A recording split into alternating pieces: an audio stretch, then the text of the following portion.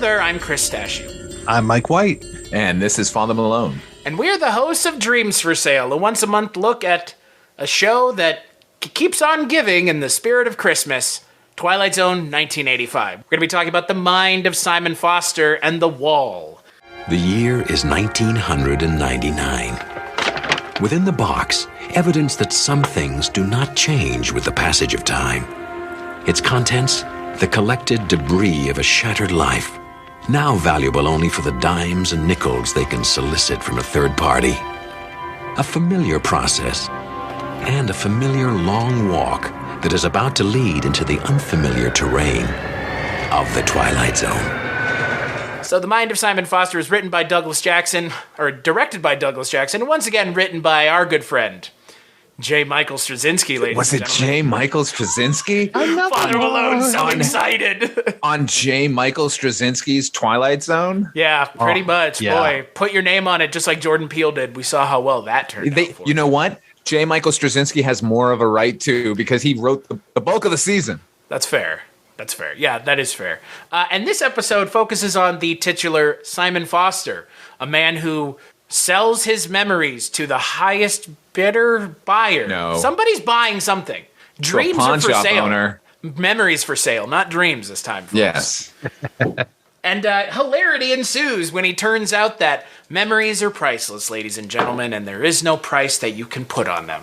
And he had to sell his memories to find that out. You know Yes, what? he did. The biggest problem that I have with this episode is there's a moment where he's like applying for a job. And Yes, okay. This is the problem with the episode. You're right. Okay, the entire problem with the episode is removing a singular. So, okay. My first birthday, yes. Yes. How I can operate a forklift? No, if you're Right. a forklift operator. The logic of the episode is if you forget your high school graduation, you essentially never went to high school. You are screwed. That is, and that is the entire conceit of the episode, because that's the logic the episode plays by, and it is moronic. I like the concept of the episode.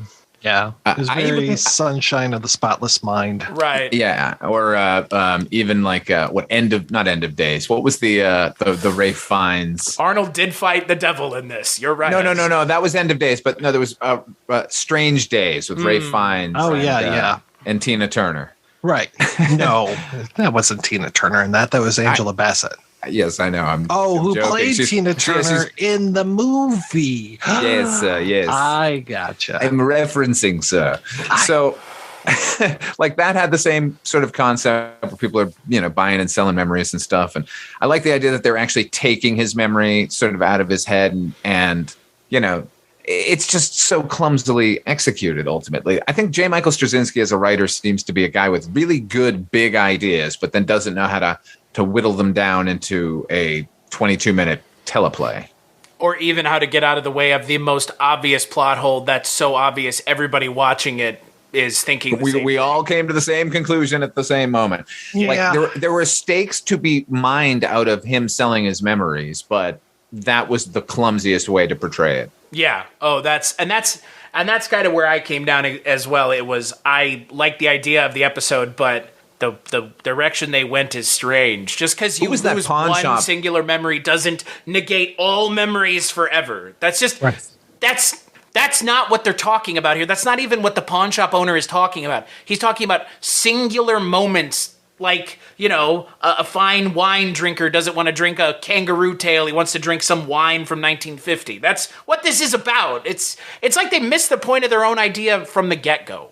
I didn't take him not remembering graduating high school as the actual memory that wiped out later, because he kept going back, right? And they kept showing memory after memory. So I assumed he had sold some other memory later and forgotten what he had done. But again, that just makes the character ridiculously stupid that he would have sold that one. Well, I was more referencing the thing where he's like, all of a sudden he doesn't know how to do any of the things that he supposedly knew how to do, right? It's like, I don't know. But it's like, that makes no sense. Like, you forgot every memory associated with that down to the core. That's not what this was about. No, because he remembered what high school he went to. But he didn't remember other things for that job. Yeah, I know, but he remembered the high school memory, which is what you're saying is the sort of spark that made him forget everything else. Like he didn't remember anything in high school. So that, like, if they took any memory out like that, then the dominoes would fall. You know what I mean? Like, I think he sold some other memory later on. I don't know why we're quibbling about this. This is I don't know either. The best part is when he's like, I want memories of the first time you've ever had sex with someone. Yeah. Sold. I kept thinking that the person that was buying all these memories, because they have a woman that's in the store that he passes, and I was like, oh, maybe she's someone from his past. Oh, and she wants to buy up all these memories, so she's depriving him. Like she's maybe the first person he ever had sex with. Maybe he did something else that was really bad, and she wants to just punish him. Something as a twist here in the Twilight Zone. Huh. Yeah, like an actual real world payoff of him losing a memory other than like, you're not going to get that job. Right. This is very similar to The Card. Like the stakes in this episode are similar, where it's like this one single person makes bad decisions and they don't live to tell about it, quote unquote. This guy lives, but what is this guy's life? He's like brain dead. I don't know what's like the way they leave him at the end of the episode is like he's like just completely like brain dead. He's just like saying packed of memories. Right. Now He's got everyone's memories now. Yeah. It's and not it debilitated perfect. him. I like the ending. I like that ending. I was reminded of Johnny Mnemonic, because remember when Johnny had to like choose, I think he lost his 5th birthday because of the seepage from the memory implant. I was like, oh, that kind of works. Somehow mentioning Johnny Mnemonic here makes Johnny Mnemonic much better than it even is, and it's still pretty good. It's a great movie. But associating it with this is just, oof. This is just, it's strange. Again, they have a germ of a good idea, and then they just fucking crash into the tarmac. They do not know what to do with it. No. Yeah. So, Chris, I don't want to play old man here, but I'm going to. The guy who was selling his memories, Simon Foster, he, in the 80s, was huge. He was part of Hill Street Blues. Sure. Where he played, what was it, Belker, right? I think so, yeah. The character was so popular that they even gave him probably a very short-lived spin-off, much like Fish. Oh, yes. Yes. Yeah. Oh, my God. But that character was fantastic, and he seemed to be on the precipice of just greatness, and you probably recognize him from so many roles that he did since then. Yeah. And he won an Emmy. Yeah. For Hill Street Blues. He was great in it. He was. He's okay here. He's not given much to do. No. I think that's probably the I like the pawn shop guy a lot. I like him too. He's one of Cronenberg's guys. I mean, here we are in Canada. We're going to get some good Canadian actors in here. They get all of them. Yeah. So he was in Scanners and Dead Zone, and I'm not sure if he was in any more from Cronenberg, but he's got a great face. Yeah, he does. I think the other thing that really cracks me up, and Father Malone, we talked about this a lot on our other show that's now finished, Chronicles from the Crypt, about Tales from the Crypt. This episode is so set bound. And then the flashbacks that they show, or the flash to the memories, it feels like it's taking place in the corner of a set somewhere. Oh yeah, it really does. I mean, obviously the budget was showing for this entire season, but I did feel the same way while watching this one. But you could tell that the director was taking pains to light it in a way that it wouldn't come off that way. But there's just nothing you can do if you're going to have the whole set lit. There's only so many, and. So, yeah, I did notice that. But overall, I thought it was actually shot pretty well, this particular episode. It's just where the writing comes into play, which is the entire thing. And, it's one of these episodes. It wouldn't have felt out of place in the original series. This seems like a Rod Serling special, like 2 characters in a room with a device, and then, just have the character keep coming back. And what was 1999? Everyone had television communications at that point, right? That was part of the production design of it. For some reason, it was set in 99. Yeah, that was odd. A world like our own, but just a little further forward. Because we start in the guy's apartment, where it's clearly we're now in the future. It looks like every sort of cubicle housing thing that the future will portend. And then he steps outside, and it's just like, oh, this is just Canada, right? Yeah. In 89, right? Yeah. Oh, pretty much. Yeah, it's strange. I guess there's not a way to have set this story in 89 with a guy who's just doing back alley memory stuff. Yeah, I know, but like, you know, they could have just said like, I've read about this sort of thing in the underground. Like, who cares? Like, the actual technology makes as much sense now in 2021 as it did then. Like, nobody's figuring that shit out anytime soon. No, it's one of these episodes where once again, all I want is for the show to have the writing down pat. Everything else seems to be kind of there for the most part. And man, the writing is just... Straczynski is floundering. Yeah. I really quick wanted to correct myself. Apparently, I was having a Mandela effect there. It wasn't Belker who got his own show. It was Bunce. It was Dennis Franz who had a spinoff from. Oh, that's right. Yeah. Didn't he? He did. I thought Belker had the clout that he was going to get his own. Seems like he would have, yeah. Yeah. Yeah. So let's talk about the next episode, The Wall. Alexander McAndrews, former test pilot, with a paper trail of commendations and a closet full of broken records. A man for whom the unknown is to be faced, not feared, conquered, not surrendered to. Alexander McAndrews, who is about to face yet another unknown. But this one is unlike all the others, for this one burns at the very heart of the Twilight Zone. So The Wall is directed by Adam McGoyan, written by J. Michael Straczynski. Once again, didn't fuck that name up. And it stars John Beck as Alexander McAndrews. What a terrible name for a character. Very bad name. Andrew McAndrews? Yeah, Andy Anderson. Yes. And Aaron Aronson. Exactly. That's all I can think of. And it's kind of an episode about a Stargate. And Stargate, go through the Stargate and there's life on the other side. Right to it, yeah. Yep, pretty much. And once you know it, the military wants to do something with that gate because why would they want to bomb the shit out of all the people that are there? They just like immediately they're like, oh, we can just bomb them all back to hell. And it's like, what? Yeah, what are the you military. doing? Yeah. I thought what they were doing was they were going to put people on the other side of the portal because they didn't know where it went. I mean, it sounded like they Maybe. wanted to put weapons and stuff over there. Yeah. So I'm like, okay. Right. Oh, they could like use it to teleport themselves to other places. Right. Yeah, Right. Once they understood the technology better. But you know what? I got to say, I'm so tired of the agrarian utopia. Like, go ahead and bomb that fucking thing. How many times now, Father Malone? Tell us how many times now we've seen this shit on this show. Is this 3 or 4? At least 3 times. And this might be the 4th. Like there was the Scott Wilson episode, right?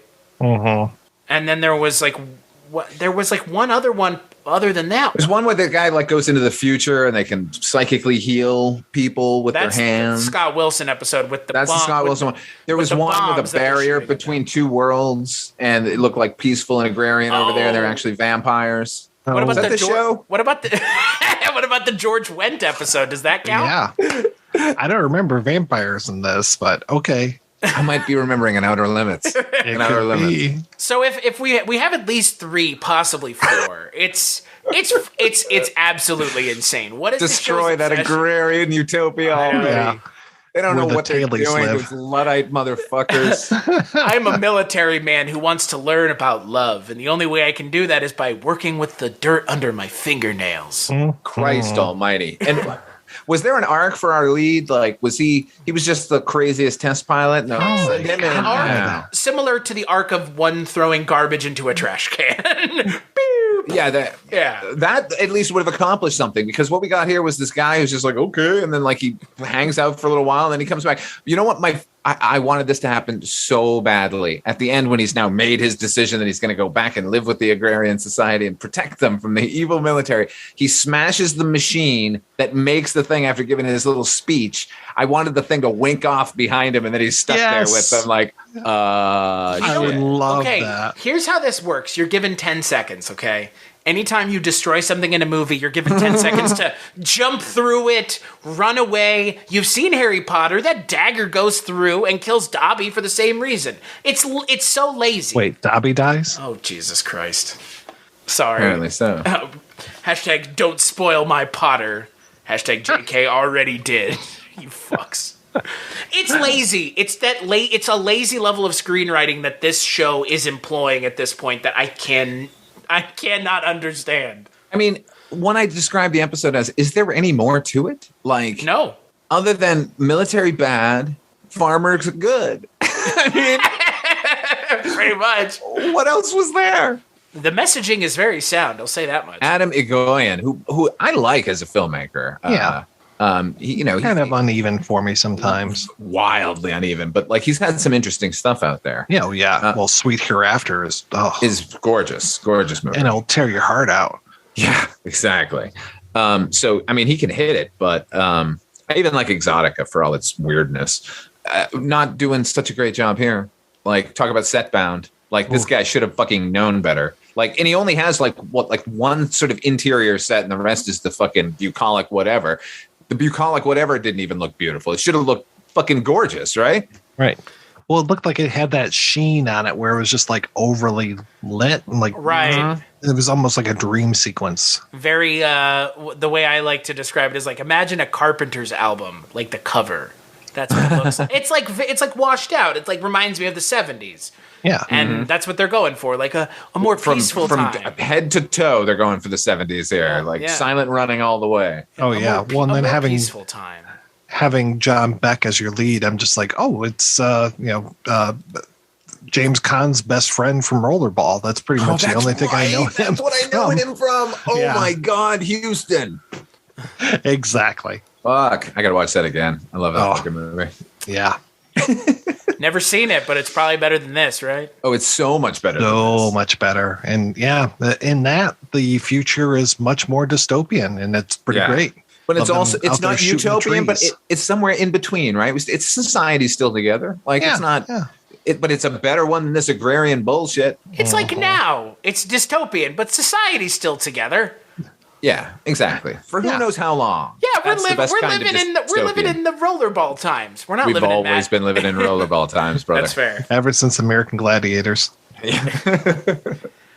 I don't know what would possess them to do this story again, but this is at least the second time that they've done something this close. Because that Scott Wilson episode is dangerously close to this one. Because that one is like they're coming back to Earth to find the life on Earth. And it's the same like shit about the military bad, agrarian good, or non-military good, whatever the stand-in is in that episode. I forget. I don't think they're agrarian. I think it's, I don't know who the fuck. They're all some other bullshit. Some other high-minded thing from the mid-'80s that people were into in the 70s. I mean, that's what it is. Basically. Trying to recapture children of hippies writing screenplays. That's what this is. Yeah, but there was some wit to it. At one point, there was some bite. There was some edge to it. Shatterday. Wordplay. Oh, what, you're talking about the Twilight Zone, new Twilight Zone as a whole. Yeah, of course, but it ain't here now. Not with this guy. I'm sorry. Not in Canada. Not in Canada. Not a I don't good blame the Canadian venue. people for this. This is no. I do. I don't. You know what? In that the first episode, the mind of Simon Cowling. At one, there's the scene where he's finally reached his destitute moment where he makes himself some soup and a cockroach drops into it. Like he bent over to put the soup in, and the boom mic swung into frame and then went back out. So in fact, I do blame the Canadians. Got him. Father Malone's got your number, Canadian Film Board.